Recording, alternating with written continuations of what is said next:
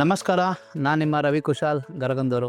Questions ಬರ್ತಾ ಇರ್ತದೆ. ಆ ಕ್ವಶನಲ್ಲಿ ಇದು ಒಂದು, ಸರ್ ವಾಸ್ತು ಯಾರಿಗೆ ಅವಶ್ಯಕತೆ ಇದೆ? ಈ ಪ್ರಪಂಚದಲ್ಲಿ ಬದುಕುತ್ತಿರುವ ಪ್ರತಿಯೊಂದು ಮನುಷ್ಯನಿಗೂ ವಾಸ್ತು ಅವಶ್ಯಕತೆ ಇದೆ.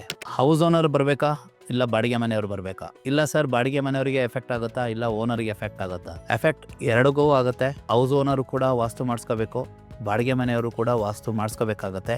ಇಲ್ಲ ಬೇಸಿಕ್ ವಾಸ್ತುನ ನಾಲೆಡ್ಜನ್ನ ತಿಳ್ಕೊಂಡು ನೀವೇ ಅಡಾಪ್ಟನ್ನು ಮಾಡಿಕೊಂಡು ನಿಮ್ಮ ಜೀವನವನ್ನು ಉತ್ತಮವಾಗಿ ರೂಪಿಸ್ಕೊಳ್ಬಹುದು. ಬಿಸ್ನೆಸ್ ಮ್ಯಾನಿಗೆ ವಾಸ್ತು ಬೇಕಾ ಅಂತ ಕೇಳ್ತಾರೆ. ಖಂಡಿತವಾಗ್ಲೂ ಬೇಕು. ಯಾಕೆಂತ ಹೇಳಿದ್ರೆ ಬಿಸ್ನೆಸ್ ಮ್ಯಾನಲ್ಲಿ 3 ಥರದ ಮನಿ ಇರುತ್ತೆ. ಒಂದು ನೀಡಿಗೆ ಮನಿ ಬೇಕು, ಒಂದು ಎಕ್ಸ್ಪೀರಿಯನ್ಸಿಗೆ ಮನಿ ಬೇಕು, ಒಂದು ಎಕ್ಸ್ಪೆರಿಮೆಂಟಿಗೆ ಮನಿ ಬೇಕು. ಸೊ ಬಿಸ್ನೆಸ್ ಮ್ಯಾನ್ ಏನು ಮಾಡ್ತಾನೆ ಅಂತ ಹೇಳಿದ್ರೆ ಯಾವಾಗಲೂ ಎಕ್ಸ್ಪೆರಿಮೆಂಟ್ ಮೇಲೆ ಹೋಗ್ತಾನೆ. ಸೊ ನಿತ್ಯ ಜೀವನಕ್ಕೆ ಅವನು ದುಡ್ಡು ಇಟ್ಕೋಬೇಕು, ಎಕ್ಸ್ಟ್ರಾ ಕ್ಯಾರಿಕ್ಯುಲರ್ ಆ್ಯಕ್ಟಿವಿಟೀಸ್ಗೂ ದುಡ್ಡು ಇಟ್ಕೋಬೇಕು. ಈ ದುಡ್ಡು ಉಳಿದ ದುಡ್ಡಲ್ಲಿ ಅವನು ಎಕ್ಸ್ಪೆರಿಮೆಂಟ್ ಮಾಡಬೇಕು.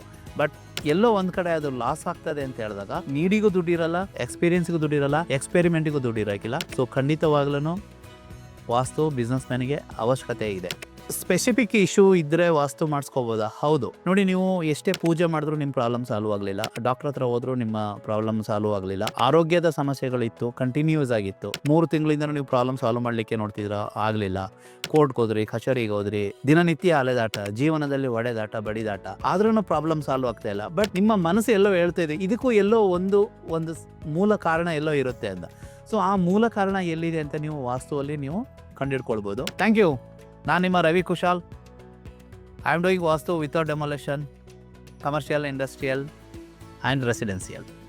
ಧನ್ಯವಾದ.